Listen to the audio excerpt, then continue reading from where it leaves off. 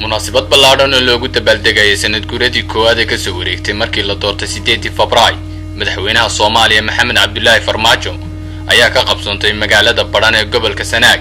xafladda tan ayaa ahayd mid ay soo qaban qaabiyeen ururka Xisbeeg ee magaalada Badhan, waxaana ka soo qayb galay maamulka heer gobol iyo heer degmo ee maamul goboleedka Puntland, agaasimaha laanta socdaalka iyo jinsiyadaha ee dowladda federaalka Soomaaliya, shacabka qaybihiisa kala duwan, halkaas oo lagu soo bandhigay hidaha iyo dhaqanka Soomaaliyeed heesa wadaniya.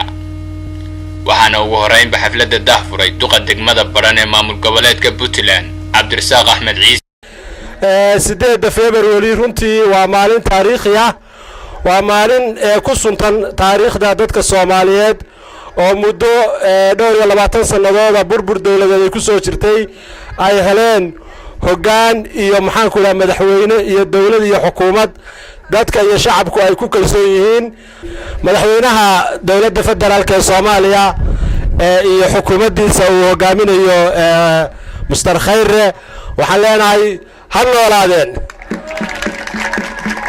dawladda Soomaaliya iyo shacabka ummadda Soomaaliyeed ha noolaadeen, ha guuleysteen.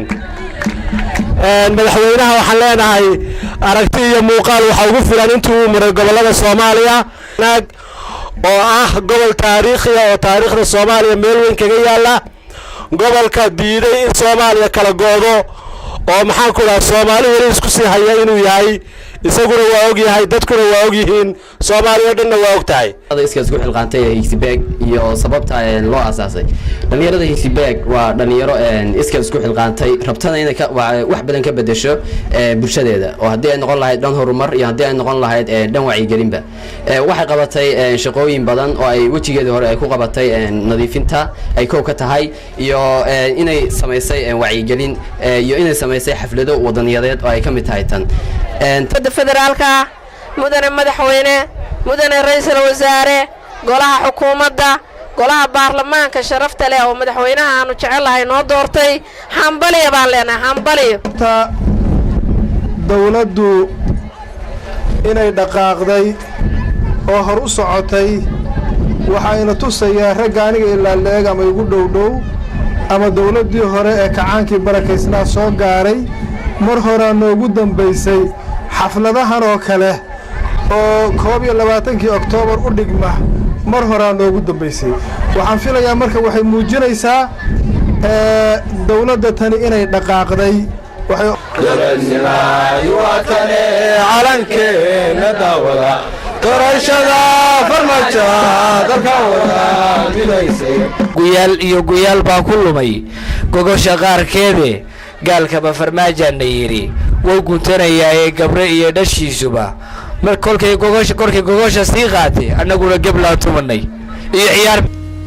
gabagabadii waxaa munaasabada soo xidhay agaasimaha laanta socdaalka iyo jinsiyadaha ee dowladda federaalka Soomaaliya Cabdiraxmaan Khaliif Faarax. maanta qayb ka mid ah maxaan ku raadayay saraakiil ka socota dowladda federaalka oo markii ugu horeysay soo gaar halakan ayaa waxay u haysteen Badhan meel kale oo ka baxsan halakan, iyagoo maraya kala beer bay soo waana waxay dhaheen meelan kala beer joogin meeshan ka shaqeeyo xafiis ka furan waa Badhan baan ku yiri.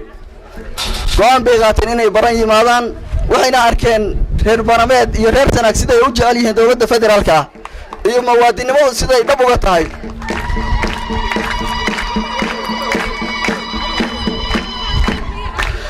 runaantii shacabka gobolka Sanaag madaxweynaha dawladda federaalka Maxamed Cabdullaahi Maxamed waxaan leeyahay mudane madaxweyne qaybtood Badhan iyo Erigaawo bay ka soo lugayeen Boosaaso inay kugu yimaadeen si ay ku arkaan madaxweynaha. insha Allah taala waxaan rajaynaynaa sidaan uga baranay ma ahan madaxweyne intuu ballan qaado ka baxa.